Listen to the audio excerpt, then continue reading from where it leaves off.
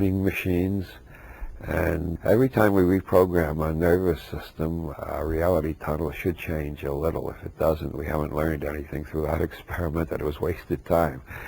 If our reality tunnel changes a little, then we have to spend a lot of time in the next couple of years checking our new reality tunnel and see if we can communicate it well enough to others that we don't get locked up as raving maniacs.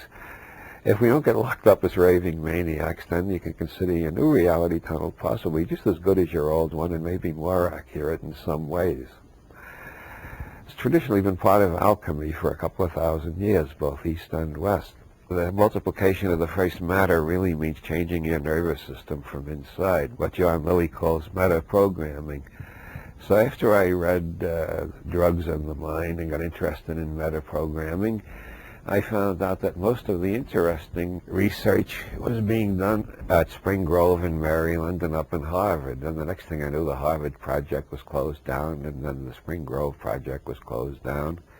And then the FCC passed a rule that no favorable reference to psychedelic research would be allowed on television, only unfavorable ones.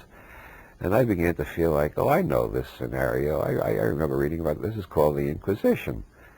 So we live like the scholars of the Inquisition. There are thousands, I don't know, tens of thousands, hundreds of thousands, maybe millions of people in the United States experimenting with psychedelics on themselves to see how much they can change their brains for the good. And some of them are screwing up and changing their brains for the worse. But that does not justify the ban on scientific research. We write notes to each other in code so the inquisitors can't find out what we're doing. What do you think are the most useful drugs for metaprogramming? Well, I don't look at it that way. It varies with the individual. I got turned on to pot in the 1950s in the men's room at the Village Vanguard while the Modern Jazz Quartet was playing there. And man, I always liked the Modern Jazz Quartet, but after I got stoned and come out of the men's room, they were playing better than they've ever played before. Over the decades of criminal activity or forbidden science or the dark arts or whatever you want to call it, I've come to the conclusion that we not only have different neurological reality, we have different genetic blueprints that we start from. And I don't think there's a single drug, psychedelic, antibiotic, aspirin, or anything you could name that has the same effect on two people. People have to find out for themselves which drugs are safe for them. And no czar can decide for you. I mean, he can't enforce his will on you by the use of soldiers, cops, guns, etc. There's no way he can decide which drugs are safe for you and which are dangerous for you. By and large, among the drugs that are currently controversial, that is to say illegal, I would say marijuana is the safest.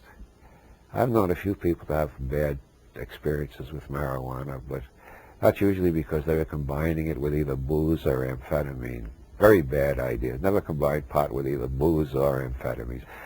In my opinion, amphetamines are useful if you're cramming for an exam, but otherwise they should be avoided. I've seen so many people get paranoid on meth and the other amphetamines. And cocaine is dangerous for almost everybody, but that doesn't mean that there aren't times when it isn't very useful, especially for people who do a lot of traveling and lecturing. But I've never known anybody who got heavily into coke who didn't show some symptoms of paranoia after a while. That may be because there's so much violence in the coke smuggling business, or it may be because coke does have a tendency to put you in a paranoid headspace. And another thing I've noticed, and Wavy Gravy, great counterculture hero of the 60s, also has noticed, that people who use a lot of coke tend to die of heart attacks pretty young. So I regard that as a pretty dangerous one without much benefit in it, except when you're about to go to sleep and you need to give a 2-hour lecture. I think the dangers of LSD have been overstated to an incredible extent. All we know is our own experience, of course, and all I'm talking about is what I have experienced and what I have heard from others and what I have read in the literature. But I would say that under very good medical psychological supervision, like in the experiments of the early 60s, I think there was like 1 out of 1,000 bad LSD trips, and they didn't last very long. Once it became illegal and it was fashionable for people who didn't have much philosophical or scientific training to take it just to have a weird trip, you had more bad trips then because they didn't know what they were doing and they weren't properly prepared. And who knows if it's even LSD. There are no safe generalizations about which drugs are dangerous for which people. Although by and large, anybody who's ever been pronounced psychotic, even if they've been pronounced cured, I would say they should stay away from psychedelics. Psychedelics seem to make the crazy crazier. Not always, but that's a tendency that should be kept in mind. There was a series of experiments with autistic children where they gave them LSD, and some of them came out of their autism. And some of them came out permanently, and some only came out for a week and then retreated into autism. Now, if we were living in a free scientific society, like most people think we are, we would have had 30 years more of research into this area by reputable scientists published in refereed scientific journals. We know a hell of a lot more. All we know is the personal experiences of underground outlaw alchemists who are hounded by the Inquisition all the time and don't dare to reveal half of what they know. And I really think the Inquisition is kind of old hat and should be abandoned. The Roman Catholic Church gave up the Inquisition in 1819. Why the hell does the United States government feel they had to start their own Inquisition? There were dozens of other researchers who were making claims that sounded astonishing to orthodoxy. We cured a case of a guy who was sexually impotent for 40 years on one dose of LSD.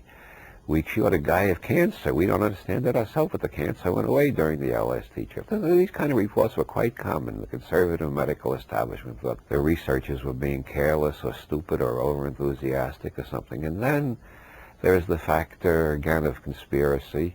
The CIA was doing a lot of LSD research, and they didn't want any competition. They didn't want people knowing too much about it. The more people know about LSD, the harder it is to use LSD to brainwash them. I'm pretty sure if somebody gave me LSD and tried to brainwash me, the first thing that would happen is I'd realize I was under the influence of LSD. The second thing, I'd realize they're trying to brainwash me. And the third thing is I kick them the hell out the door. But if people don't know anything about LSD and they start having weird sensations, you can implant incredible ideas in them. I have several times been called on by friends to deal with people who are having their first LSD trip who knew nothing about acid, nothing about philosophy, nothing about neurology or psychology. They just thought they were going to have a good time, and they found themselves having anxieties.